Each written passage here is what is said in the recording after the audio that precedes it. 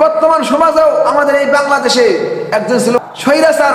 সে স্বৈরাচার কাজ কারবার করতে করতে আলেমদেরকে মারতে মারতে, আলেমদের অত্যাচার, সকল মানুষকে সে অত্যাচার করেছে, ঠিক কিনা বলেন? সেই স্বৈরাচারের আমলে তার সময় একজন মানুষ হক কথা বলতে পারতো না, একজন মানুষ কিছু বললে পারতো না, মামলা হতো, ঠিক কিনা বলেন? আজ আল্লাহ তাআলা এমন পরিণত করে দিয়েছে সেই স্বৈরাচারকে নিজ দেশ থেকে চোরের মতো পালাতে বাধ্য হয়েছে, ঠিক কিনা বলেন? সম্মানিত প্রিয় আল্লাহর বান্দাগণ, এরপরে আল্লাহ তাআলা বলেন, তোমরা পৃথিবীর জমিনে একটু ঘুরে ঘুরে দেখো, যারা আমার সত্যকে অস্বীকার করেছে, যারা আমাকে অস্বীকার করেছে, যারা আমার বিধান মানে নাই, যারা আমার হুকুম মানে নাই, তাদের কি পরিণাম হয়ে গেছে। আল্লাহ রাব্বুল আলামিন অসংখ্য প্রমাণ রেখে দিয়েছেন এই দুনিয়াতে, এই পৃথিবীতে আল্লাহ তাআলা অসংখ্য প্রমাণ রেখে দিয়েছেন। যারা সত্যকে অস্বীকার করেছে, যারা সত্যকে মানে নাই, তাদের পরিণামটা এমন ভয়াবহ হয়েছে। তার মধ্যে থেকে এক নম্বর হলো হযরত ইব্রাহিম আলাইহিস সালামের জামানায় একজন কাফির ছিল, তার নাম হচ্ছে নমরুদ। তার নাম কি? নমরুদ। তার নাম হচ্ছে নমরুদ। এই নমরুদ নিজেকে সে খোদা দাবি করেছিল।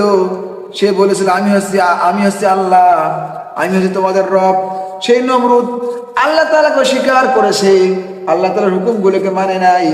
এক পর্যায়ে সেই নমরুদ যখন আল্লাহ তাআলাকে স্বীকার করার কারণে আল্লাহ রাব্বুল আলামিন এই নমরুদকে এমন পরিণতি করে দিয়েছে, নমরুদ শেষ পর্যায়ে জোতার বাড়ি খেয়ে বিদায় হয়ে গেছে। জোরে বলেন নাউজুবিল্লাহ।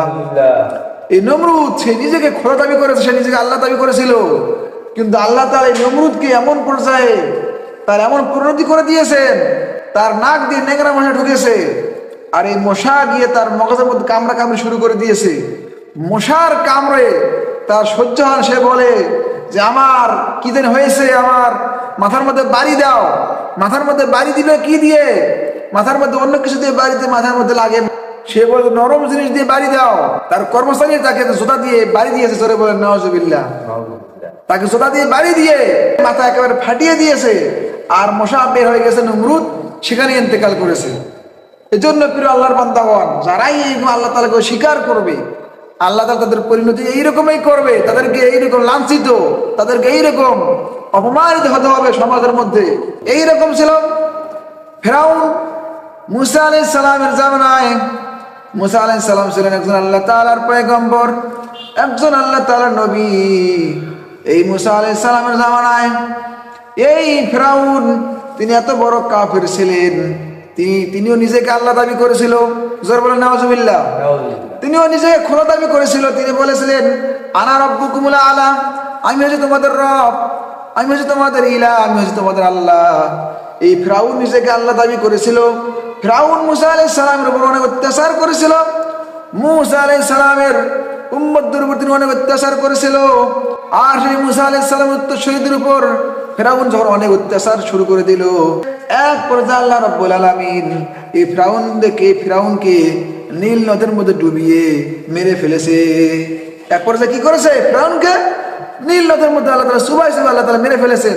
আল্লাহ তাআলা বলেছে যে, ফিরআউন তুই ছিলি বড় কাফের, তুই ছিলি বড় কাট্টা কাফের। কাজে দুনিয়ার জন্য যত প্রকার কাফেররা আসবে, যত প্রকার নাফরমানরা আসবে, যেন তোকে দেখে যেন শিক্ষা নেয়। এই জন্য আমি তোর লাশকে আমি অর্ডার করলাম, হুকুম করলাম, তোর লাশ যেন না পচে, মাছ পশু পাখি কিছুই যেন তোর লাশকে না খায়। আজও সেই ফিরআউনের লাশ এখনো সুরক্ষিত আছে, ঠিক কিনা বলেন? আজও ফিরআউনের লাশ ওই মিশর জাদুঘরে আছে। ফিরআউনের লাশ কিয়ামত পর্যন্ত থাকবে। আল্লাহ তাআলা বলেন, ফিরআউনকে দেখে দেখে তোমরা শিক্ষা অর্জন করো, যাতে এইরকম কেউ না হয়। সম্মানিত প্রিয় মুসলমানেরা, আল্লাহ রাব্বুল আলামিন এর জন্য কথা বলেন, হে আমার বান্দারা, হে আমার গোলামেরা, তোমরা দুনিয়াতে ঘুরো আর দেখো, দুনিয়াতে ঘুরে দেখে দেখে তোমরা শিক্ষা অর্জন করো।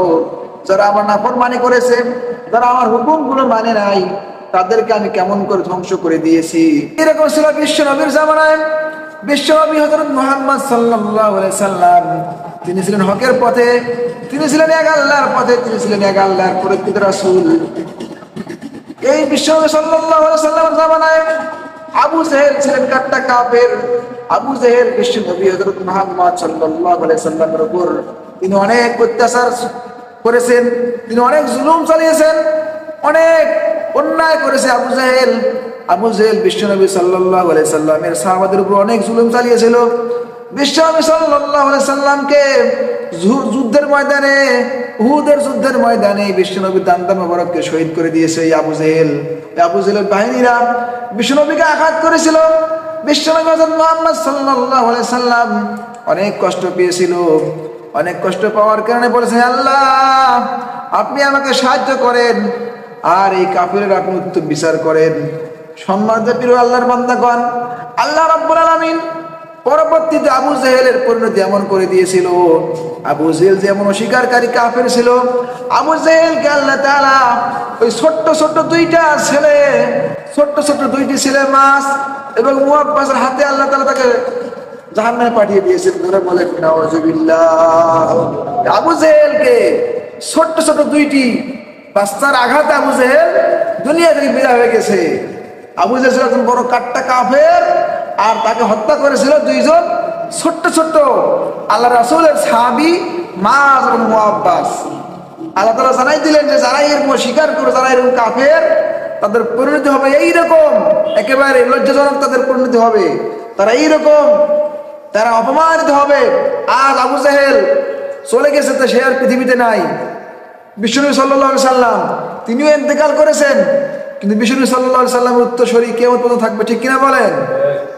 বিশ্বনবীর নাম হচ্ছে মোহাম্মদ নাম মানুষ সবাই নামের আগে রাখে, ঠিক কিনা বলেন? সবাই নামের আগে, মুসলমানদের নামের আগে মোহাম্মদ নাম রাখা হয়, তারপরে তার নাম রাখা হয়। মানে সবাই নামের আগে আমাদের নবীকে স্মরণ করা হয় যে মোহাম্মদ হচ্ছে একজন, তিনি আমাদের পয়গম্বর, আমাদের একজন রাসূল। আর আবু জেহেল তাকে আল্লাহ তাআলা এমন করে ধ্বংস করে দিয়েছে। আবু জেহেলের নাম কেউ রাখে বলেন? আবু জেহেলের নাম কেউ রাখে না। আবু জেহেলকে মানুষ এত বড় ঘৃণা করে, মানুষ আবু জেহেল নামটাই মানুষ অত সহজে মুখে নেয় না, ঠিক কিনা বলেন? আজ এই আবু জেহেল এমন পরিণতি আল্লাহ তাআলা করেছেন। আবু জেহেল আজকের ওই বাড়ি টয়লেটে পরিণত হয়েছে, জোরে বলেন নাউযুবিল্লাহ। আবু জেহেলের ওই বাড়িটাকে আজকে টয়লেট বানানো হয়েছে। যারা হজ করতে যায় হাজিরা, তারা সেখানে গিয়ে তারা সেইখানে টয়লেটে তারা পায়খানা করে। আবু জেহেলকে তারা বুঝিয়ে দেয় যে আবু জেহেল দেখো তোমার বাড়ি আজকে টয়লেট বানানো হয়েছে, যারা বলে নাউযুবিল্লাহ। তা সম্মানিত আল্লাহর প্রিয় বান্দাগণ, যারা এইরকম কাট্টা কাফের ছিল, যারা স্বীকার করেছে, তাদের পরিণতি আল্লাহ তাআলা এইরকম করে দিয়েছেন। তারা একেবারে লজ্জিত, অপমানিত হয়ে তারা দুনিয়া ছেড়েছে, ঠিক কিনা বলেন? বর্তমান সমাজেও আমাদের এই বাংলাদেশে একজন ছিল স্বৈরাচার। সে স্বৈরাচার কাজ কারবার করতে করতে আলেমদেরকে মারতে মারতে, আলেমদের অত্যাচার, সকল মানুষকে সে অত্যাচার করেছে, ঠিক কিনা বলেন? সেই স্বৈরাচারের আমলে তার সময় একজন মানুষ হক কথা বলতে পারতো না, একজন মানুষ কিছু বললে পারতো না, মামলা হতো, ঠিক কিনা বলেন? আজ আল্লাহ তাআলা এমন পরিণতি করে দিয়েছে, সেই স্বৈরাচারকে নিজ দেশ থেকে চোরের মতো পালাতে বাধ্য হয়েছে, ঠিক কিনা বলেন?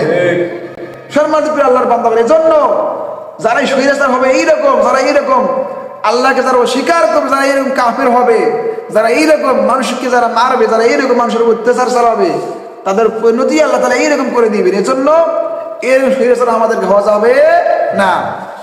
আগামী দিনে যারা এইরকম স্বৈরাচার হবে, যারা এইরকম স্বৈরাচারী করতে চায়, যারা এইরকম আগামী দিনে এইরকম খারাপ কাজগুলো করতে চায়, আল্লাহ তাআলা এদের পরিণাম এরকম করবে, ঠিক কিনা বলেন?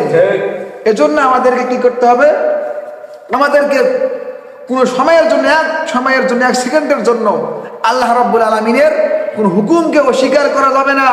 আল্লাহ রাব্বুল আলামিনের প্রত্যেকটি হুকুমকে আমাদেরকে মানতে হবে, ঠিক কিনা বলেন?